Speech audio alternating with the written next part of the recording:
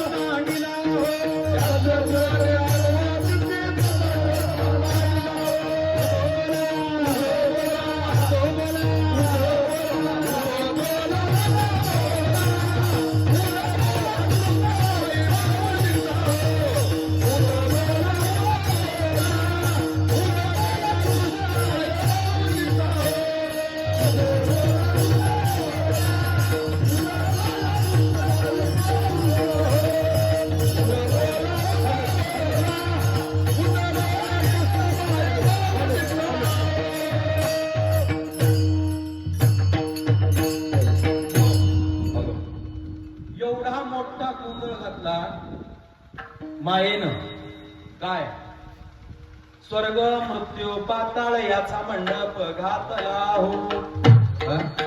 तिचा मंडप काही एक दोन गावापुरता नव्हता. स्वर्ग मृत्यू आणि पाताळ पर हे तीनच नाही, उच्चार केलाय फक्त तिघांचा. पण या तिघांमध्ये 14 बसलेत. फक्त उच्चार केलाय तिघांचा. का? सगळ्याचा उच्चार करीत बसण्यापेक्षा मोजके घेतलेले बरे है का नाही? हाथी के पाव में सबके पाव. बारीक सारीक येण्यापेक्षा एकटाच मोठा साहेबाला बारकेच कोण नाव घेते? तसं मोजक्याचं तिघाच नाव घेतलं. नाही तर सगळ्याचं घेण्यापेक्षा 14चं म्हणजे भू भुव सुहा महा जन तप सत्य आतल वितल सुतल तलातल महातल रसातल आणि पाताल. सगळ्याचं घेण्यापेक्षा एकदा स्वर्ग मृत्यू पाताळ याचा मंडप घातला हो. पुन्हा चारी वेदाचा फुलवरा मांडला हो. शास्त्र पुराणे अनुवाद तुझा गोंधळ मांडला हो. उदो बोला उदो बोला उदो बोला कृष्ण माय बाहुलीचा.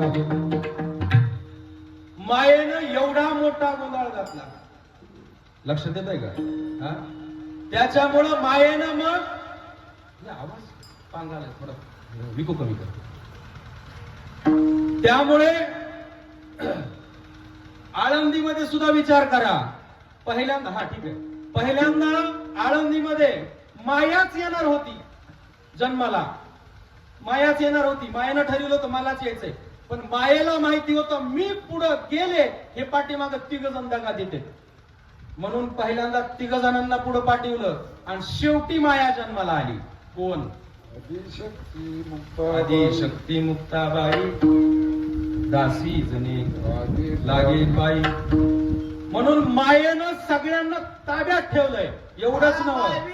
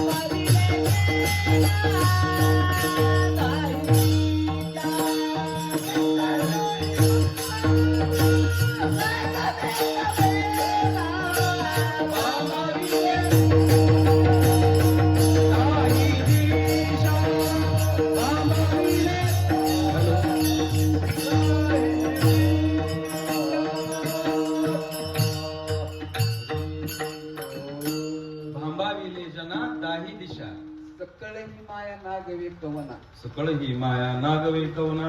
भांबाविली सगळ्यांना भांबावून सोडलं तिने, एकटीनच सोडलं.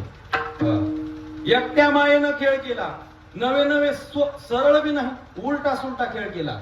कधी कधी किती उलटा केला, तिथं सरळच म्हणायला लागली, पती जन्मला माझे उदरेन मीच झाली तयाची मोरी.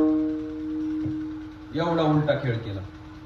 बरं खोटं बी म्हणता येत नाही, कसं खोटं म्हणावं, उलटच उलट. हा पहिल्यांदा सगळ्यांना पुढे पाठवलं आणि पुन्हा पाठी मागून येऊन सगळ्यांची माय होऊन बसली. या भावाचीच नाही, 1400 वर्ष जगणाऱ्या चांगदेवाची सुद्धा माय होऊन बसली. एवढा मायेनं मोठा खेळ केला. त्यामुळं सुरुवातच तिच्यापासून झाली आणि तिनं 3 तत्व तयार केली, सत्व रज आणि तम. सत्व तत्व झालं की एकट्याला कर्मना म्हणून नाभीतूनच कमळ उगवलं की राजाचा जन्म झाला. त्याला वाटलं बघावं इकडं तिकडं, 4 मुख आले त्याला, एखादच किती 4 मुख आले, 4 मुख तयार झाले. याला कुठंतरी आधार, इकडं तिकडं पाहू लागला. मला जन्माला कोण घातलं, नेमकं मी कोण आहे? प्रश्न स्वतःलाच विचारला, मी कोण? आता हे प्रश्न त्यानं जरी स्वतःला केला असला तरी हे सर्वांनाच प्रश्न आपल्याला लागू होतो ना. मी कोण, मी कोण याचा करावा विचार, आहे का नाही? आणि आयुष्यामध्ये माणसाला आडवच कोणी येत असं तर मी है ना. आडवं कोण येते? मी पणच आडवं येतो ना, दुसरं काय आडवं येतो? हा, नम्र झाला भूता तेने कोंडिले अनंता. जे नम्र झाले त्याला मग देव सुद्धा जवळ करतो. पण जिथं मी आला तिथं माणसाला आडवा येतो. म्हणून तुकोबराने म्हटले, गात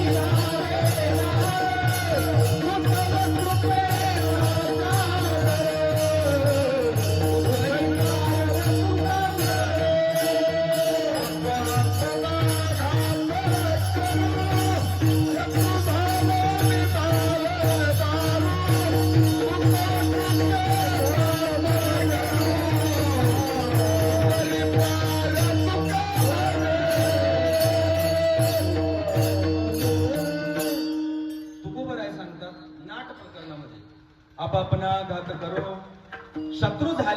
शत्रू झालो मी दावेदार, तू तव कृपेचा सागर उतरी पार तुका म्हणे, आहे का नाही? शत्रू झालो, पण कोण? मी. शत्रू कोण झाला? मी झाला ना, प्रत्येक ठिकाणी. किंवा तुकोबराने सांगितलं, माझा मीच झालो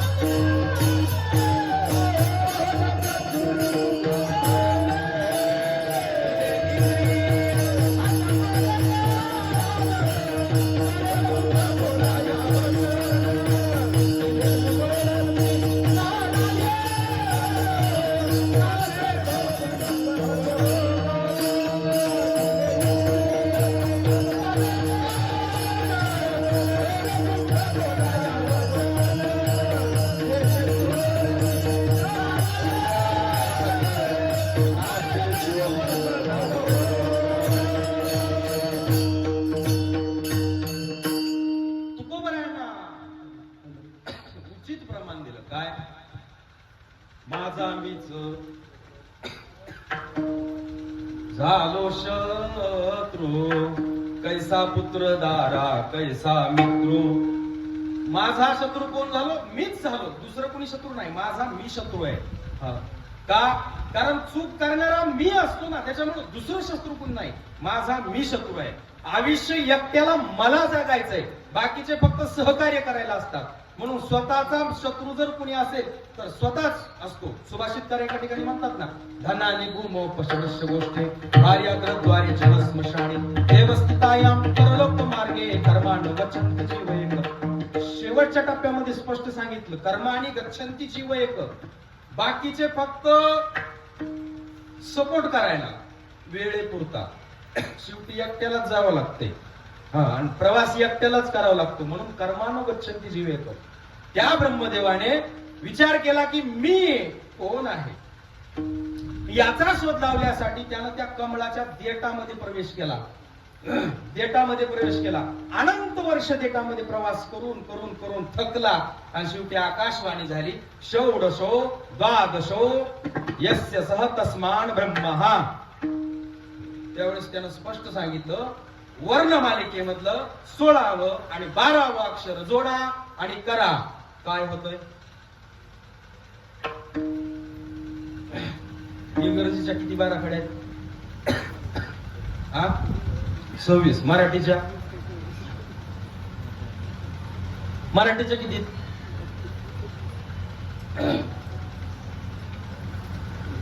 मराठीच्या म्हणतो मी.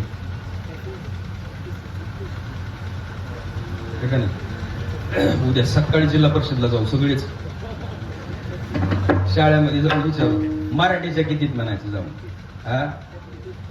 52 आहेत. 52. जरा बघा पुस्तक काढून. रस्व दीर्घ स्वर व्यंजन 52 आहे. त्याला संस्कृत भाषेमध्ये संस्कृत मध्ये सुरुवातीला शिकवलं जातं. त्या शिकवत असताना त्याच्यामध्ये त्याचे वर्ग पाडले. वर्ग भाषेचे अक्षराचे वर्ग. त्याला क वर्ग म्हणजे कंठे, तालवे, मूर्धन्ये, ओष्ठे, दंते असे वर्ग पाडले जातात. म्हणजे मराठी वर्णमालिकेतले जे स्वर, जे उच्चार जिथून निघतात त्याला त्याचा वर्ग पाडलेला आहे. आपल्याला माहितच नाही वर्ग म्हणजे कसा पाडलेला आहे. आता सुरुवातीचे स्वर सोडून द्या, खाली व्यंजनामध्ये या. पहिला वर्ग कोणता आहे? कंठे वर्ग. कंठे वर्ग म्हणजे काय? उच्चारलेला स्वर कुठून निघतो? कंठातून. म्हणजे क, ख, ग, घ कुठून निघाले म्हणताना ताण कुठं पडतो है ना? घशाला पडतो ना ताण. ताण घशाला पडतो. म्हणून क, ख, ग, घ इथून कंठातून स्वर येतो ते त्याला क वर्ग म्हणतात. म्हणजे कंठे, त्याचं नाव आहे कंठे. पुन्हा त्याच्यानंतर आणखी एक वर्ग आहे दंते. दोन्ही दाताच्या मध्ये जीभ अडकली जाते. त, थ, द, ध त्याला दंते वर्ग म्हणतात. तालव्य, जीभ टाळूला ठोका मारते. ट, ठ, ड, ढ हे का नाही, त्याला तालव्य म्हणायचं. ओष्ठे, ओष्ठे किंवा मूर्धन्य. ओष्ठे किंवा मूर्धन्य म्हणजे ओठ मिटले जातात. ओठ मिटल्याशिवाय स्वर निघतच नाही. प, फ, ब, भ न मिटता म्हणून दाखवा बरं कोणी. शक्य आहे का? नाही. तसं म्हणून वर्णमालिकेमध्ये जे 52 अक्षर आहात त्या 52 अक्षरापैकी 16वं आणि 12वं जर एकत्रित केलं तर त आणि प येतं. म्हणून ब्रह्मदेवाला सांगितलं तुम्ही तप करा. विठ्ठल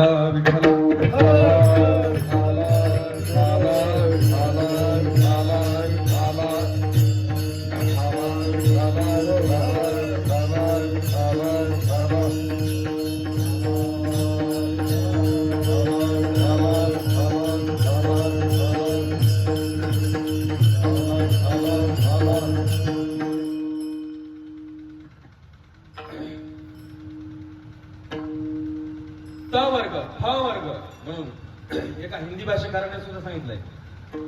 पतन फलाशा बंद वयजा मृत्यू जहा पर नाही. त्यानं प वर्ग सांगितला. प फा ब भ म रहित सो अपवर्ग कहाई. त्यामुळे ब्रह्मदेवाने 1000 वर्ष तप केलं आणि त्या सत तत्वाने रज तत्वाला ज्ञान दिलं. आणि मग त्या रजतत्वाने ब्रह्मज्ञानाने किंवा त्या ब्रह्मदेवाने त्या दिलेल्या ज्ञानाला ब्रह्मज्ञान म्हणतात आणि त्या ब्रह्मज्ञानाच्या बळावरती एवढी सृष्टी तयार केली एकट्या ज्ञानावरती. आणि ज्ञान दिलं तेव्हा 4 श्लोकात होतं, जास्त बी नव्हतं. पहिला तर एकच अक्षर होतं फक्त ओम. ओम ओम अक्षर प्रणवाचा. प्रणव म्हणजे ओम. किंवा विठ्ठलाचं नाव घेताना सुद्धा बघा अभंगामध्ये पहिल्याच सांगितलंय विठ्ठल आमुचे जीवन आणि आगम निगमाचे स्थान. निगम म्हणजे वेद. निगम शब्दाचा अर्थ काय होतो? वेद. म्हणून हे एकाच अक्षरापासून अनेक तत्व तयार झाले आणि ही एवढी सृष्टी तयार केली. त्या सृष्टीमध्ये 2 प्रकारची सृष्टी आहे. एक मनोमय सृष्टी आणि दुसरी मैथुन सृष्टी. आपण सगळे लोक मैथुन सृष्टीतले आहेत. मनोमय सृष्टीमधले नारद, पराशर, दुर्वासा, विश्वामित्र, अगस्त्य, वशिष्ठ हे 7 ऋषी कोणत्या मनोमय सृष्टीमधले आहेत. कर्दम ऋषी नारदाचा जन्म हृदयापासून मनापासून झाला.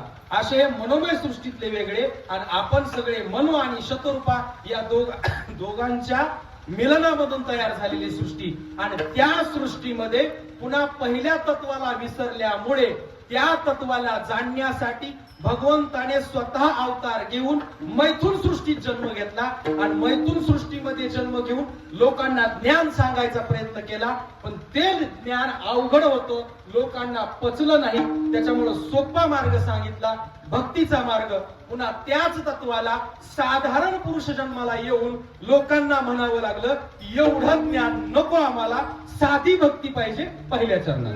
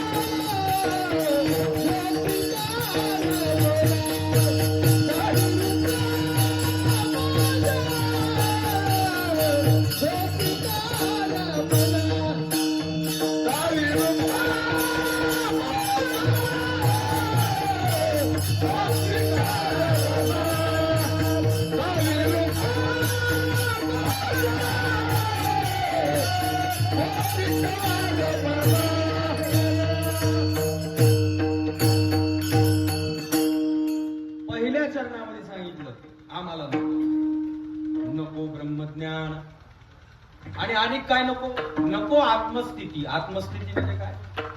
मीच देव आहे ही परिस्थिती म्हणजे आत्मस्थिती. काहींना वाटतं ना मीच देव आहे.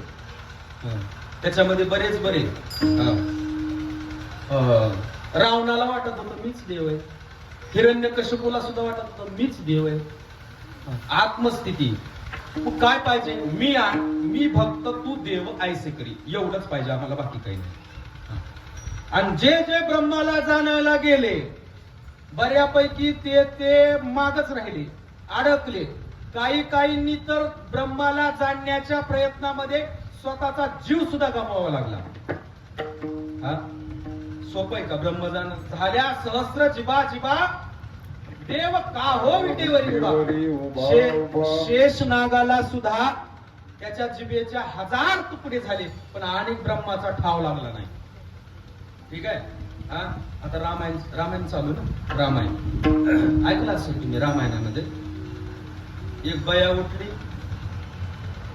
आणि ब्रह्माला जाणायला बसली. ऐकले? कैलासाहून 2 जण आले, महादेव सती आणि महादेव. आल्या बरोबर नित्य नियम होता त्यांचा. कुठं ऐकायचा कथा? कुणाच्या आश्रमात? महादेव कुणाच्या आश्रमात कथा ऐकत होते? अगस्त्य महामुनींच्या. अगस्त्य महामुनी कथा सांगायचे, महादेव ऐकायचे. एके दिवशी सती आली कथा ऐकायला. कथा ऐकली, कथा संपली. अगस्त्य मुनी रामायण सांगायचे. अधिकार बघा किती मोठा आहे अगस्त्य महामुनींचा. रामायण अगस्त्य महामुनी सांगायचे. कुणाला? महादेवाला. एवढा मोठा अधिकार. कथा सुटल्यावर जाऊ लागले. योगायोगानं राम वनात फिरत होता सीतेचा शोध घेत. राम वनात फिरत होता सीतेचा शोध घेत. महादेवानं लांबून बघितलं, हात जोडला, प्रणिपात केला. सतीनं विचारलं, देवा कुणाला? रामाला. कोण आहे ते? म्हणे ब्रह्म आहे. ब्रह्म आहे. मग ब्रह्म आहे का असं झाडाला कवटाळ्या मारू कराडायलाय? राम झाडायली आलिंगन देत विचारित होता, सांगा माझी सीता कुणं पाहिली का? त्या सृष्टीमधील सूक्ष्म असूक्ष्म स्वरूपातील सर्व देवदेवतांनो, चराचरातील देवदेवतांनो, माझी सीता कोणी नेली पाहिली का? म्हणून झाडांना मिठ्या मारित होता. रामायणाच्या काळातले झाड जरी आपण असतो तरी किती भाग्यवान असतो का? ते झाड होण्यासाठी सुद्धा ऋषींना 1000 वर्ष तप करावं लागले, तेव्हा ते झाड झाले. देव भेट देणार होता म्हणून राम सीतेच्या माध्यमातून भेट देत होता आणि विचारत होता, सीता माझी पाहिली का?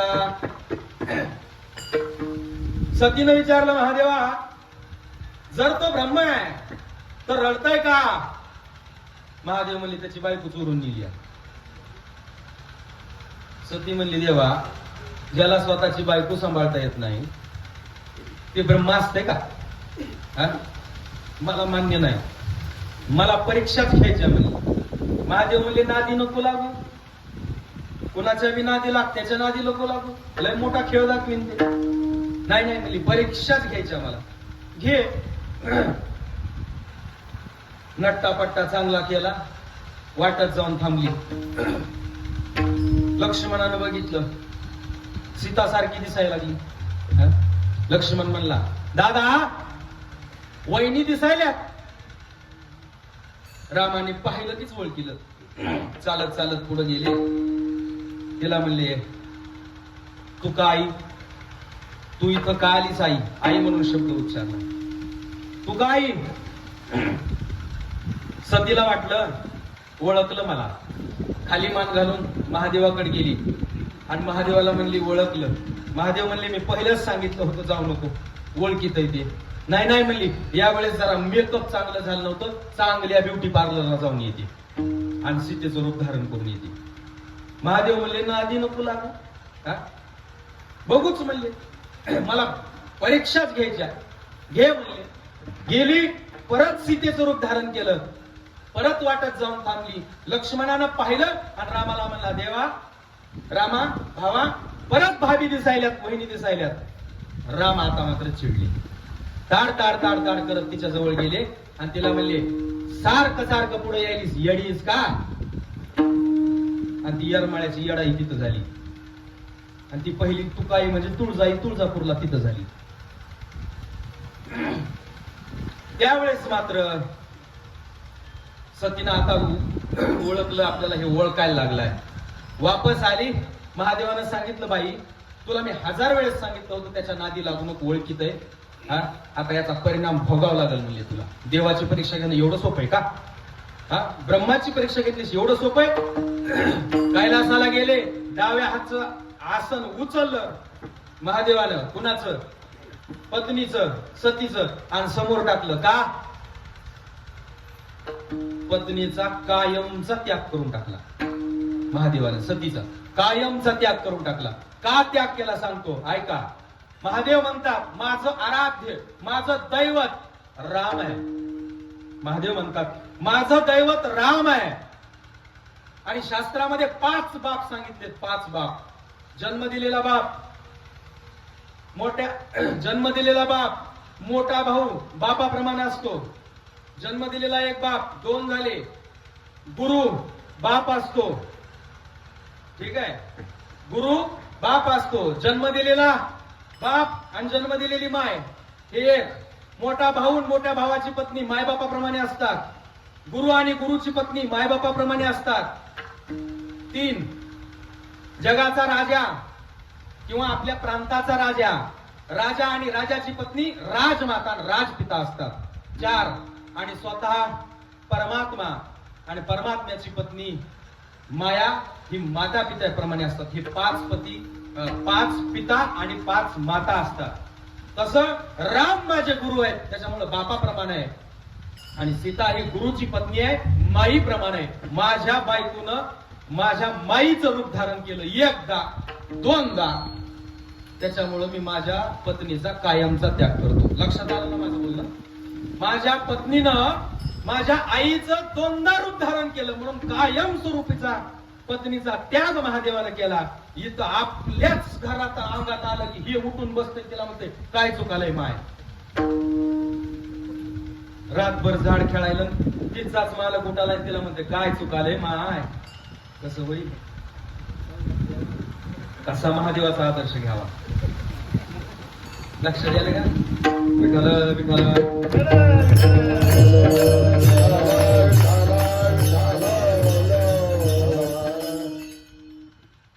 परिणाम कालांतराने लगेच बापाच्या घरी यज्ञ ठरवला. यज्ञाला गेली आणि कुंडावर उभं राहून यज्ञात उडी मारली. कशामुळं? ब्रह्म आहे का नाही संशय मनात आला, आणि त्या संशयामुळं महादेवाच्या पत्नीला देहाचा त्याग करावा लागला. तुम्ही आम्ही कोण? त्यानुसार सांगतात ना, संशयावनी थोर अनेक पाप नाही घोर, हे विनाशाची वाघोर राणी असी. विनाशच होणार कधी? संशय मनात आला म्हणून. संशयी जरे परिला नेभ्रांत जाणे नासला, यही कपरत्र मुकला सुखा शिगा. संशय जर मनामध्ये आला, जीवनातलं सर्व सुख निघून जातं. त्याच्यामुळं ज्ञानोबराय म्हणले, हे विनाशाची वाघोर प्राणी असे, घात काढल्याशिवाय शांत बसत नाही. म्हणून तुकोबराय म्हणले, एवढ्या किचकट विषयात पडायचंय कशाला? काही गरज आहे का? कशाला ब्रह्म जाणायचंय? त्या सतीसारखं उलट होऊन बसल्यावर देहानिशी मरावं लागल. हा, आणि कुणी बी उठलंय आणि तिथं मग अहम ब्रह्मास्मी तत्वमसी, अयमात्मा ब्रह्म परमात्मा ब्रह्म. 4 दिवस हिमालयात तप केलं म्हणजे मी ब्रह्म होत नाही.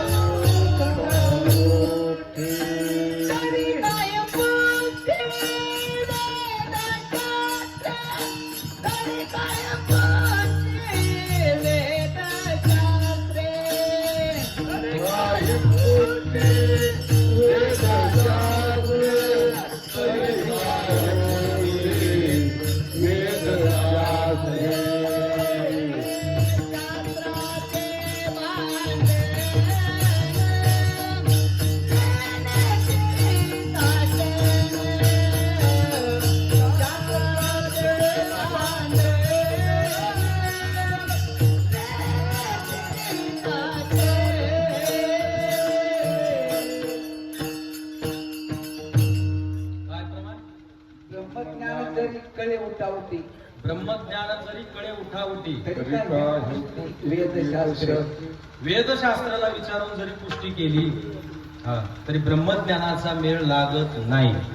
म्हणून तुकोबराय म्हणले ब्रह्मज्ञानामध्ये तेवढ्या अवघड गोष्टीमध्ये पडायचं नाही.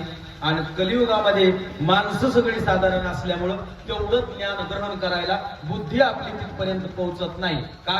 अल्पभाव, अल्पमती, अल्पायुष्य. त्याच्यामुळे आपली तिथपर्यंत पोहोचत नाही. आपलं सगळ्यात साधं आणि सोपं कोणचं? मी भक्त तू देव ऐसे करी मी भक्त तू देव ऐसे करी मी भक्त तू देव ऐसे करी मी भक्त तू देव नको ब्रह्मज्ञान आत्मस्थिती भाव नको ब्रह्मज्ञान आत्मस्थिती भाव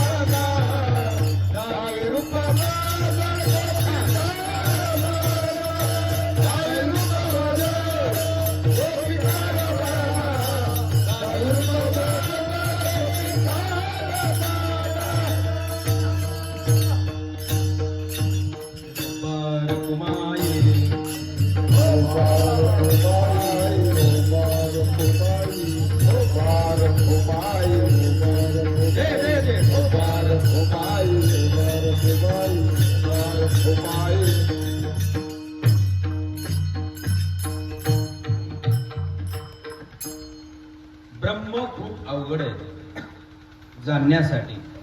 ब्रह्म जाणता येत नाही. ब्रह्म जाणण्यासाठी एकांतवासाची गरज आहे का नाही?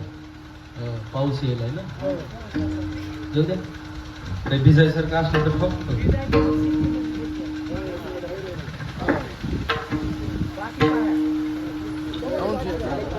झाकायसारखं काय असेल तर झाका. जवळ ऍडजस्ट होते त्यावर करू.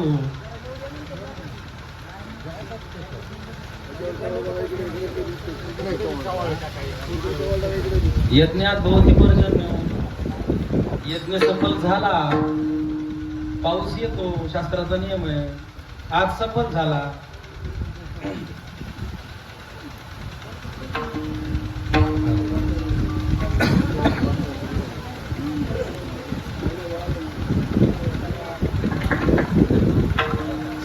जास्त येईल का? येईल.